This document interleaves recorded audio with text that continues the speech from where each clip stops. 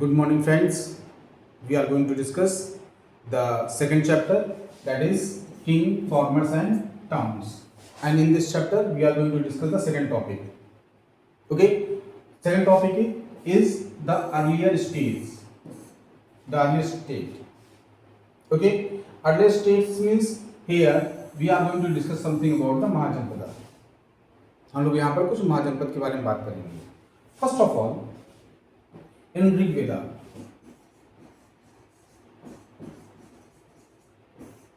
we receive the information related to Jan,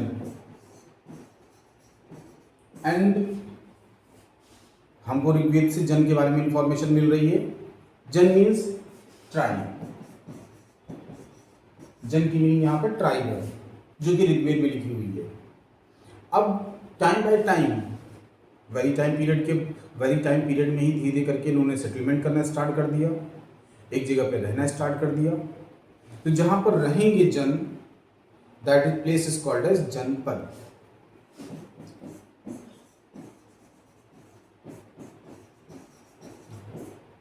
पद means पैर भी होता है, पद मीन्स प्लेस भी हो रहा है. ओके, हम लोग बोलते हैं ना पैर पद. ओके, तो उस तरीके से यहाँ पर प्लेस वेयर द जन्स they were living, that is called as janapada. और जब हम कहीं जगह पे रहेंगे तो हमारा क्या होगा, डेवलपमेंट होगा. हम कुछ नई चीज़ें, नई टेक्नोलॉजी, नए अचीवमेंट्स करेंगे, नए कंस्ट्रक्शंस करेंगे. तो उसकी वजह से जो जनपद था उसका और डेवलपमेंट हो गया. और अब ये जनपद किस में कन्वर्ट हो गया, महाजनपद में. ओके, और महाजनपद मीन्स हम लोग स्टेट बोलेंगे, एक छोटी सी स्टेट में कन्वर्ट हो गया. Okay, now we are getting during the 6th century BC. 6th century BC के टाइम पीरियड में मीन्स पहले हम लोगों ने हड़प्पा के बारे में पढ़ा, फिर हम लोगों ने वैदिक टाइम पीरियड के बारे में हम लोग को इन्फॉर्मेशन मिली, हालांकि आपके सिलेबस में नहीं है. Okay, now we are going to discuss something about the mahajanapada. Okay, हम महाजनपद के बारे में बात करेंगे. क्लियर है? Now first of all the meaning of mahajanapada. पहले जन थे ऋग्वेदिक टाइम पीरियड में, और वही जन बाद में कहीं फिक्स प्लेस पे रहने लगे, तो यही बाद में कन्वर्ट हो गए जनपद में, और जनपद का ही आगे डेवलपमेंट हो गया, तो उसको हम लोगों ने महाजनपद बोला. ओके, और महाजनपद में कन्वर्ट हुआ, उसके पीछे कुछ स्पेसिफिक चीजें थी. What was that? That was the use of iron. Use of iron बढ़ जाने से जो स्टेट्स थी वो ज़्यादा पावरफुल होने लगी, ज़्यादा बड़ी होने लगी, ज़्यादा यूनाइट होने लगी. ओके, नेक्स्ट, महाजनपदों ने the use of coins start किए. क्वाइंस को उन्होंने स्टार्ट कराया, और महाजनपद के टाइम पीरियड में ही जैनिज्म एंड बुद्धिज्म इंडिया में स्प्रेड हुआ, ओरिजिनेट हुआ, स्प्रेड हुआ. Okay, these are 3 reasons behind the development of mahajanapada. Mahajanapada के डेवलपमेंट के पीछे ये 3 चीजें थी. क्लियर है? या फिर हम बोल सकते हैं महाजनपद के टाइम पीरियड में ये 3 चीजें हुई. Okay, first of all the use of iron was started and used at a high level. और आयरन को यहाँ पर बहुत ही हाई लेवल पर यूज किया गया, बहुत ज़्यादा यूज किया गया. सेकंड, क्वाइंस का यूज स्टार्ट हुआ. And third, Jainism and Buddhism इसी टाइम पीरियड में इंडिया में ओरिजिनेट हुई. Okay, now this is something about the reason because of this the concept of Mahajanpada was originated, or we can say during this time period during the time period of Mahajanpada these things were existing. Okay, these were the specific characteristic of Mahajanpada. ये हम specific characteristic में consider कर रहे हैं. Okay, now अब एक महाजनपद में क्या क्या चीज़ें होती थी, महाजनपद में चीज़ें कौन कौन सी चीज़ें होती थी. फर्स्ट ऑफ ऑल, महाजनपद के फीचर्स में सबसे पहले एक किंग होता था जो कि पूरे महाजनपद को कंट्रोल करता था. अब जरूरी नहीं कि केवल किंग ही हो सकता है वहां पर डेमोक्रेसी हो, वो रिपब्लिक टाइप में हो. तो यहाँ पर गण या संघ मीन्स हो सकता है कभी कभी किंग की जगह पर कोई एक ग्रुप हो जो उस महाजनपद को कंट्रोल कर रहा हो. जैसे कि वज्जी एम्पायर में यहाँ पर एक संघ था जो कंट्रोल कर रहा था एम्पायर को. यहाँ पर वज्जी एम्पायर में 8 क्लैंस थी, और 8 क्लैंस के कुछ लोग जाकर एक ग्रुप बना रहे थे, और वो ग्रुप पूरे महाजनपद को कंट्रोल कर रहा था. तो Vajji was the Republic that Republic, Vajji एक रिपब्लिक था, बाकी महाजनपद जनरली कंट्रोल्ड बाई किंग ही थे। ओके, वज्जी महाजनपद में ही एक शाक्य क्लैन था और शाक्य क्लैन के राजा थे शुद्धोधन और उनके लड़के का नाम सिद्धार्थ था, जो बाद में गौतम बुद्ध के नाम से फेमस हुए। ओके, क्लियर है? नाउ नेक्स्ट, जनरली सारे महाजनपद की एक कैपिटल सिटी हुआ करती थी। सारे महाजनपद में एक सबसे इंपॉर्टेंट सिटी हुआ करता था और मोस्टली वही उस स्टेट की कैपिटल सिटी हुआ करती थी और उस कैपिटल सिटी में राजा रहा करता था और उस कैपिटल सिटी की को प्रोटेक्ट करने के पर्पज से उसके चारों तरफ वॉल्स बनाई गई थी, जिससे कि एनिमी उसको अटैक न कर पाए। तो पहला फीचर था किंग हुआ करते थे, किंग के साथ साथ हो सकता है वहाँ पर गन या संघ भी उसको कंट्रोल कर रहे हों। दूसरा है वहाँ पर एक कैपिटल सिटी हुआ करती थी जो चारों तरफ से फोर्टिफाइड हुआ करती थी, जिसके चारों तरफ वॉल बना दी जाती थी, जिससे कि एनिमी डायरेक्टली अटैक न कर पाए। Third is to protect the empire. Empire को प्रोटेक्ट करने के लिए उनके पास मिलिट्री हुआ करती थी, ठीक है ना, उनके पास एक आर्मी हुआ करती थी जिसकी हेल्प से वो अपने एम्पायर को प्रोटेक्ट किया करते थे। और उसके साथ साथ उनके पास ब्यूरोक्रेसी या एडमिनिस्ट्रेशन भी हुआ करता था, एडमिनिस्ट्रेशन के लोग भी हुआ करते थे, अलग अलग डिपार्टमेंट्स के लोग हुआ करते थे जो एम्पायर को परफेक्टली रन कराते थे, ठीक है ना। अब यहाँ पर मिलिट्री है, एडमिनिस्ट्रेशन है, तो मिलिट्री और एडमिनिस्ट्रेशन को रन कराने के पर्पज से हमको पैसे की जरूरत पड़ेगी, राजा को पैसे की जरूरत पड़ेगी। तो वो पैसा कहाँ से लेकर आएंगे? With the help of taxes. King tax collect करेगा, उसके साथ साथ वो ट्रिब्यूट भी कलेक्ट करेगा। ट्रिब्यूट मतलब होता नहीं भेंट क्रिएट करे, जैसे होता नहीं किसी से मिलने आते हैं तो कुछ गिफ्ट देते हैं, तो गिफ्ट भी कलेक्ट करेगा। और उसके बाद भी अगर उसको लगता है कि पैसा कम है या उसको और पैसे की ज़रूरत है तो उस कंडीशन में वो रेड्स भी कर सकते हैं, मीन्स किसी पर अटैक करके उससे पैसा छीन कर भी ला सकते हैं, लेकर आते थे। तो these are the ways by which the mahajanapadas they were earning the wealth earn करने के लिए, पैसा अर्न करने के लिए वो क्या करते थे? टैक्स कलेक्ट करते थे। टैक्स कलेक्ट करने के साथ साथ वो ट्रिब्यूट्स भी कलेक्ट करते थे और ट्रिब्यूट्स कलेक्ट करने के साथ साथ वो रेड भी किया करते थे। Okay, now next, these are the features of अ महाजनपदा। कि एक किंग होगा, एक कैपेसिटी होगी, मिलिट्री और एडमिनिस्ट्रेशन होगा और उसके साथ साथ वो टैक्स कलेक्ट करेंगे। Now these things were existing, ये सारी चीज़ें एग्जिस्ट हो रही थी, but the rules were random. एक महाजनपद में दूसरे रूल है, दूसरे महाजनपद में दूसरे रूल है, तीसरे महाजनपद में तीसरे रूल्स हैं, अलग अलग तरीके से रूल्स लोग इंप्लीमेंट कर रहे हैं। तो because of that now the brahmans they started writing the Dharmasutras in 6th century BC।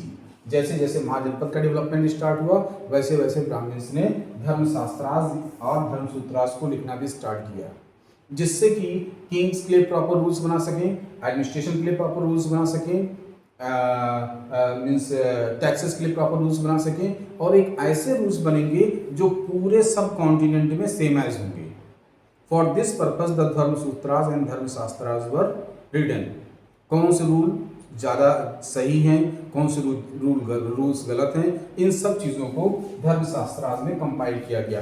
King कौन होगा, किंग कौन नहीं हो सकता है, टैक्सेस किस टाइप में होंगे, टैक्सेस कौन कौन से होंगे, मिलिट्री को कैसे वर्क करना है, ये सारी चीज़ें धर्मसूत्रास में लिखी गई। And with the help of this now the kings they were running the empire. और इन धर्मसूत्रास एंड धर्मशास्त्रास की हेल्प से ही किंग या गण या संघ के लोग अपने एम्पायर को रन कराने लगे। Clear? These are the features of mahajanapada. Mahajanapada की ओरिजिन में सबसे इंपॉर्टेंट रोल रहा iron coins, Jainism and Buddhism का। ओके, और उसके साथ साथ अगर हम लोग फीचर्स की बात करते हैं तो महाजनपदा में किंग होते थे, किंग के साथ साथ गण या संघ भी हो सकते थे, उनके पास एक कैपेसिटी होती थी जो फोर्टिफाइड होती थी, उनके पास मिलिट्री होती थी जिसमें जो एडमिनिस्ट्रेशन जिसको उसके साथ साथ मिलिट्री के साथ साथ एडमिनिस्ट्रेशन भी होता था। और जो महाजनपद थे वो लोग टैक्सेस कलेक्ट करके, ट्रिब्यूट्स कलेक्ट करके या रेड करके पैसे को अर्न किया करते थे, वेल्थ को अर्न किया करते थे। ओके, और महाजनपद के लिए एक कॉन्स्टिट्यूशन, एक रूल, एक सेट ऑफ रूल्स बनाने के पर्पज से ब्राह्मण्स ने 6th century BC से ही धर्मसूत्रास को लिखना स्टार्ट किया और इस तरीके से धर्मसूत्रास ने महाजनपद को कंट्रोल करने, एडमिनिस्टर करने का एक प्रॉपर वे सोसाइटी को दिया। Okay, this is something about the features of Mahajanpada. Now the next topic is the 16 Mahajanpada, and the Magad was first among all. ठीक है ना? 16 महाजनपद, जो महाजनपद थे उनके टोटल नंबर हम लोग 16 कंसिडर करते हैं। अलग अलग बुक्स में अलग अलग नंबर ऑफ महाजनपद दिया हुआ है। जिस बुक को हम सबसे ज़्यादा ऑथेंटिक कंसिडर करते हैं दैट इज अंगुत्तरा निकाय। अंगुत्तर निकाय से हमें 16 महाजनपदा के बारे में 16 महाजनपदा के बारे में हमको इंफॉर्मेशन मिलती है और इसको हम लोग सबसे ज़्यादा ऑथेंटिक कंसिडर करते हैं। ओके, इसमें से कुछ महाजनपद की नेम से like Magadha, like Kosala, like Kuru, like Gandhara, like Panchala, like Vajji. Vajji वो मीन्स गौतम बुद्ध वाला वज्जी, ओके, शुद्धोधन एंड गौतम बुद्ध वाला, ओके। पांचाल जिसको हम लोग द्रौपदी वाला बोल रहे हैं, पांचाली, द्रौपदी को पांचाली बोलते थे। गांधार गांधारी वाला गांधार, ओके। कुरु युधिष्ठिर और कौरव पांडव वाला कुरु, ओके। कौशल वाराणसी के आसपास कौशल हुआ करता था एंड मगध के बारे में हम लोग पढ़ेंगे, okay. These are the few mahajanapadas among the 16। ये 16 महाजनपदास में से कुछ हैं जिनके बारे में हम लोगों ने जिनके नेम्स हमने लिख दिए हैं, ओके। क्लियर है? नाउ नेक्स्ट, सबसे ऑथेंटिक इंफॉर्मेशन हमको कहाँ से मिल रही है महाजनपदा के बारे में? अंगुत्तरा निकाय। ये एक बुद्धिस्ट टेक्स्ट है। अंगुत्तर निकाय एक बुद्धिस्ट टेक्स्ट है, उससे हमको इंफॉर्मेशन मिलती है। सबसे ज़्यादा इंफॉर्मेशन मिल रही है, सबसे अच्छी इंफॉर्मेशन मिल रही है, सबसे अच्छी इंफॉर्मेशन मिल रही महाजनपदा के बारे में, okay. Now why the question is, ये तो महाजनपद के बारे में है, ये तो कुछ महाजनपद के बारे में है और कुछ मीन्स कौन कौन से क्या क्या नेम्स थे महाजनपद, कौन कौन से महाजनपद थे उनके बारे में थोड़ी सी इंफॉर्मेशन है। अब हम लोग बात करेंगे मगध के बारे में। Why the Magadha was most important Mahajanapada. Magadh सबसे इम्पॉर्टेंट महाजनपद क्यों था? सबसे पहली बात, मगध की कैपिटल सिटी राजगृह या राजगाह या और पाटलिपुत्र हुआ करती थी, okay. First of all Rajgriha, ठीक है ना, राजगाह। अगर हम लोग प्राकृत लैंग्वेज में बात करेंगे तो वो राजगाह है, अगर हम लोग उसको मीन्स स्टैंडर्ड लैंग्वेज में बात करेंगे तो वो राजगृह है, ठीक है ना। क्लियर है? अगर उसको हिंदी में बोलेंगे तो क्या है, वो राजगृह है, ठीक है ना। प्राकृत लैंग्वेज की स्पेसिफिक करेक्टरिस्टिक है कि वो टंग को रोटेट नहीं होने देते हैं। टंग को एज इट इज आप मीन्स होता है ना साइलेंट रखकर मीन्स एक जगह पे रख के ही आप बोल सकते हैं राजगाह, ठीक है ना। तो राजगाह आप बिना मीन्स होता नहीं, ये टंग को ट्विस्ट किए ही बोल सकते हैं, लेकिन राजगृह बोलने के लिए आपको टंग को प्रॉपर्ली ट्विस्ट करना पड़ेगा, इसीलिए हम उसको प्राकृत बोलते हैं। मीन्स जो जैसा है हम वैसे ही बोल सकते हैं। क्लियर है? फर्स्ट कैपिटल सिटी हुआ करती थी राजगृह, ओके। और फिर ये राजगृह और फिर ये शिफ्ट हो गई कहाँ पर? गृह मतलब घर होता है, राज मीन्स राजा, ठीक है ना। तो यहाँ पे राजाओं का घर मतलब राजगृह, ठीक है। नाउ द नेक्स्ट, फिर ये शिफ्ट हो गई पाटलिपुत्र, जिसको आज की डेट में हम लोग पटना बोलते हैं। मगध की पहले कैपिटल सिटी हुआ करती थी राजगृह और फिर ये शिफ्ट हो गई कहाँ से कहाँ? पटना, ओके, पाटलिपुत्र। क्लियर है? पटना नहीं लिखी, पाटलिपुत्र लिखी, okay. Now the next, why the Magadha was most important. Magadha सबसे इंपॉर्टेंट सबसे पावरफुल एम्पायर क्यों था? What was the reason behind that? उसके पीछे क्या रीजन था? First of all, Magadha was located in the fertile region of Ganga valley. Ganga valley के Ganga basin के फर्टाइल रीजन में लोकेटेड था, इसलिए यहाँ पर प्रोडक्टिविटी ज़्यादा थी और जहाँ पर प्रोडक्टिविटी ज़्यादा रहेगी वो अपने आप से रिच एम्पायर हो जाएगा, ठीक है ना। Now second is it was located near by the forest. Magadha empire forest के आसपास लोकेटेड था और फॉरेस्ट ऐसे फॉरेस्ट जिनमें एलिफेंट्स थे, ठीक है ना, ऐसे फॉरेस्ट जिसमें एलिफेंट्स थे। तो इससे क्या होता था कि जो मगध की मिलिट्री थी उसके लिए एलिफेंट्स उनको इजीली मिल जाया करते थे, जिससे कि मगध की जो मिलिट्री थी वो बहुत ज़्यादा पावरफुल हो गई। नाउ द थर्ड इज, यहाँ पर ये मीन्स रिवर के पास लोकेटेड था, पाटलिपुत्र पटना गंगा रिवर के पास है, ओके। और गंगा ही नहीं, वहाँ पर 2-3-4 रिवर एक साथ आ रही हैं, 2-3 रिवर एक साथ आ रही हैं। तो इस तरीके से यहाँ पर वाटर ट्रांसपोर्टेशन के लिए एक अच्छा सिस्टम एग्जिस्ट कर रहा था, ओके। और उसके साथ साथ इनके जो किंग्स हुए, मगध में जो किंग्स हुए वो बहुत एम्बिशियस थे। वो उनको जो एम्पायर मिला उसको वो और एक्सटेंड करना चाह रहे हैं, उसको और बढ़ाना चाह रहे हैं, इसलिए मगध एम्पायर पावरफुल हो गया। पहला रीज़न एग्रीकल्चरल रीजन में है, जहाँ पर प्रोडक्टिविटी ज़्यादा अच्छी है, जहाँ पर ग्रेन ज़्यादा प्रोड्यूस हो रहे हैं इसलिए ज़्यादा प्रोडक्टिविटी थी, इसलिए रिच हो गया। दूसरा, जहाँ पर आयरन ओर माइंस थी, इस एम्पायर के आसपास आयरन ओर माइंस एग्जिस्ट कर रही थी, और आयरन ओर माइंस होने की वजह से इनको आयरन मिलने में कोई प्रॉब्लम नहीं हो रही थी, और आयरन की हेल्प से ही ये ज़्यादा पावरफुल हो गए। ओके, आयरन की हेल्प से ये ज़्यादा पावरफुल हो गए। Now the next, forest. Magadh के पास जो फॉरेस्ट हुआ करते थे उसमें एलिफेंट उनको इजीली मिल जाया कर रहे थे, इसलिए उनकी जो मिलिट्री थी वो पावरफुल हो गई। और उसके साथ साथ ये रिवर वाटर सिस्टम के आसपास था, इसलिए यहाँ पर वाटर ट्रांसपोर्टेशन के लिए इनके लिए प्रॉपर सिस्टम एग्जिस्ट कर रहा था। उसके साथ साथ जो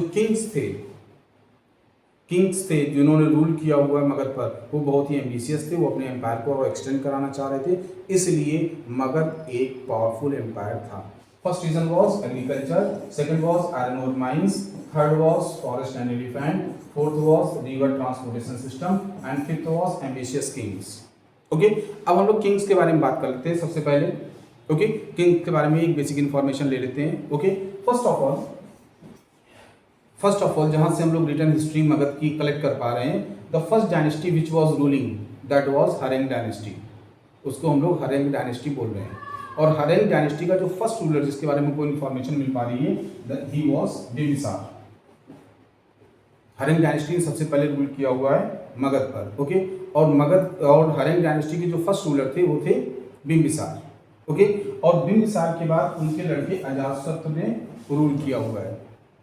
बिम्बिसार को अजातशत्रु ने ही मार दिया। ओके, और फिर रूल करने लगा, और अजातशत्रु के बाद फिर उसके लड़के उदयन ने रूल किया हुआ है। क्लियर है? उसके लड़के उदयन ने रूल किया हुआ है। तो सबसे पहले किस डायनेस्टी ने रूल किया हुआ है? हरेंग डायनेस्टी। और हरेंग डायनेस्टी का भी जो पहले किंग था, जो सबसे इंपॉर्टेंट किंग था, पहला नहीं बोलेंगे, सबसे इंपॉर्टेंट किंग था वो बिम्बिसार था। बिम्बिसार के बाद अजातशत्रु के बाद उदयन। बिम्बिसार का जो टाइम पीरियड रहा है वो 444 टू 492 रहा है, सॉरी 544 टू 492 बीसी के आसपास रहा है। अजातशत्रु का टाइम पीरियड 492 से लेकर 460 बीसी तक रहा है, और उदयन का टाइम पीरियड 460 टू 444 बीसी तक रहा है। ओके, और उदयन वो किंग था जिसने कैपेसिटी राजगृह से पाटलिपुत्र शिफ्ट की। ओके, तो पहली डायनेस्टी थी हरेंग डायनेस्टी, और उसके रूलर्स कौन कौन थे? बिम्बिसार, अजातशत्रु और उदयन। और उदयन ने कैपेसिटी कहाँ से कहाँ शिफ्ट की? राजगृह से पाटलिपुत्र। अब हरेंग डायनेस्टी के बाद फिर शिशुनाग डायनेस्टी ने रूल किया हुआ है। शिशुनाग डायनेस्टी में दो इंपॉर्टेंट रूलर थे। शिशुनाग जिसने एस्टेब्लिश किया हुआ, कालासोक, दूसरा उसका लड़का था कालासोक। ओके, तो इसके बारे में बहुत पढ़ने की जरूरत नहीं, बस नाम जानने की जरूरत है। शिशुनाग वंश के बाद फिर डायनेस्टी के बाद फिर नंदा डायनेस्टी ने रूल किया हुआ है, नंद वंश ने रूल किया हुआ है। ओके, और जो नंद वंश का ही जो लास्ट रूलर था, his name was Ghanananda. Okay, his name was Mahapadmananda, उसका नाम था महापद्मनंद। ओके, और महापद्मनंद को चंद्रगुप्त मौर्य ने मार दिया चाणक्य की हेल्प से। ओके, आचार्य चाणक्य की हेल्प से, और फिर नंदवंश खत्म हो गया। ओके, नंदवंश में 9 रूलर्स रहे हैं, 9 रूलर्स। ओके, क्लियर है? लास्ट रूलर कौन था? महापद्मनंद। और महापद्मनंद को मारकर चंद्रगुप्त मौर्य ने मौर्यन डायनेस्टी को एस्टेब्लिश किया, और फिर चंद्रगुप्त ने रूल करना स्टार्ट किया। चंद्रगुप्त पहला रूलर था मौर्यन डायनेस्टी का, और चंद्रगुप्त के बाद उसका लड़का बिंदुसार ने रूल किया हुआ है। यहाँ पर बिंबिसार है और यहाँ पर बिंदुसार है, ध्यान रखना बेटा, यहाँ पर कंफ्यूजन हो जाता है। ओके, और बिंदुसार के बाद फिर अशोक ने रूल किया हुआ है। ओके, पहला चंद्रगुप्त मौर्य, फिर बिंदुसार, फिर अशोक। चंद्रगुप्त मौर्य का टाइम पीरियड रहा है 322 to 395 BCE, 322 to 295 BCE। Okay, and Bindusara का जो टाइम पीरियड रहा है वो 298 BCE to 298 BCE to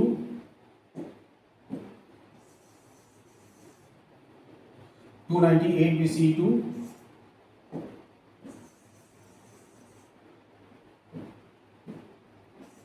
298 BC to 272 BC तक रहा है। ओके, BC में चल रहा बेटा, इससे आगे नहीं जाएगा, पीछे ही जाएगा। 322 टू 295 BCE, बिंदुसार का जो टाइम पीरियड रहा है 298 BC to 275 BC and Ashoka का जो टाइम पीरियड रहा है, अशोका का जो टाइम पीरियड रहा है 272 से लेकर 231 BC का। ओके, ये इनका टाइम पीरियड रहा है, पढ़ने की बहुत जरूरत नहीं है, बस एक सीक्वेंस आपको याद होना चाहिए। ओके, और अशोका के बाद 2-3-4 रूलर और रहे हैं, 2-3-4 रूलर और रहे हैं मौर्यन डायनेस्टी के, और इसके बाद सुंग डायनेस्टी आ गई। पुष्यमित्र सुंग ने सुंग डायनेस्टी को स्टेब्लिश किया। सुंग और सुंग के बाद फिर कर्ण ने रूल किया हुआ है। सुंग के बाद कर्ण ने रूल किया हुआ है। सुंग और कर्ण ये दोनों ब्राह्मण डायनेस्टी थे, ठीक है ना, ये दोनों ब्राह्मण डायनेस्टी थे। अगर हम डायनेस्टीज की बात करते हैं तो सबसे पहले हरिंग डायनेस्टी ने रूल किया हुआ है, फिर शिशुनाग डायनेस्टी ने, फिर नंद डायनेस्टी ने, फिर मौर्यन डायनेस्टी ने, फिर सुंग ने और फिर कर्ण ने, ठीक है ना। इन 5 डायनेस्टीज ने रूल किया हुआ है। क्लियर है। अगर हरिंग डायनेस्टी की बात करते हैं तो वहां पर सबसे पहले था बिंबिसार, इसके बाद फिर अजातशत्रु, इसके बाद फिर उदयन, और उदयन ने कैपेसिटी राजगृह से पाटलिपुत्रा शिफ्ट की, और इसके बाद फिर शिशुनाग डायनेस्टी ने रूल किया। इसके बाद नंद डायनेस्टी ने रूल किया। नंद डायनेस्टी का जो लास्ट रूलर था महापद्नंद, उसको चंद्रगुप्त मौर्य ने मार दिया और फिर मौर्यन डायनेस्टी को स्टेब्लिश कर दिया, ठीक है ना। मौर्यन डायनेस्टी में 3 इंपॉर्टेंट रूलर्स हुए, फर्स्ट चंद्रगुप्त मौर्य, फिर बिंदुसार और उसके बाद फिर अशोक। अशोक की डेथ के बाद 2-3-4 और रूलर हुए हैं मौर्यन डायनेस्टी में, और इसके बाद फिर पुष्यमित्र सुंग ने सुंग डायनेस्टी को स्टेब्लिश कर दिया, और पुष्यमित्र सुंग की सुंग डायनेस्टी के बाद फिर कर्ण डायनेस्टी आ गई। सुंग और कर्ण दोनों ब्राह्मण डायनेस्टी थे। Okay, this is something about the why the Magadha was the most important king and about the kings of the Magadha empire. Okay, just note it. Okay, and this much is sufficient for today. Tomorrow we will discuss the next topic. Thank you.